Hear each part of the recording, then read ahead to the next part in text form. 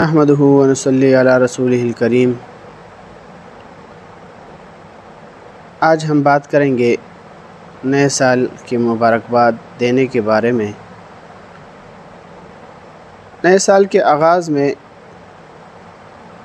جو ایک دوسرے کو مبارکباد دی جاتی ہے تو شریعت میں اس کا کوئی ثبوت نہیں ہے۔ ہاں، اگر کوئی شخص عبادت سمجھے بغیر یا ضروری سمجھے بغیر ایک دوسرے کو مبارکباد دے اور خیر و برکت کی دعا کرے تو اس میں کوئی حرج نہیں ہے۔ البتہ نئے سال کے آغاز میں یا قمری مہینے کے شروع میں بعض روایات کے اندر ایک دعا ملتی ہے جو صحابہ کے دور میں، اور اسی طرح تو بعض روایت سے یہ دعا پڑھنا ثابت ہے۔ نئے سال یا نئے مہینے کے شروع میں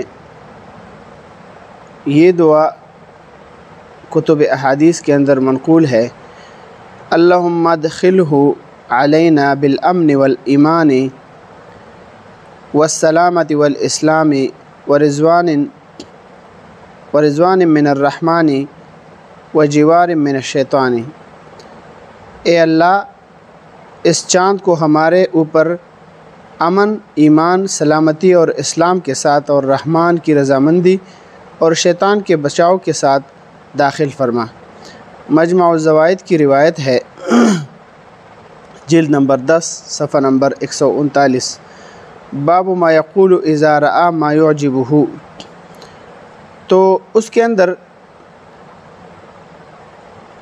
یہ ذکر ہے، وعن عبداللہ بن ہشام قال كان اصحاب رسول اللہ صلی اللہ علیہ وآلہ وسلم يتعلمون هذا الدعاء اذا دخلت السنة او الشهر اللهم ادخله علينا بالامن والایمان والسلامة والاسلام ورضوان من الرحمن وجوار من الشیطان۔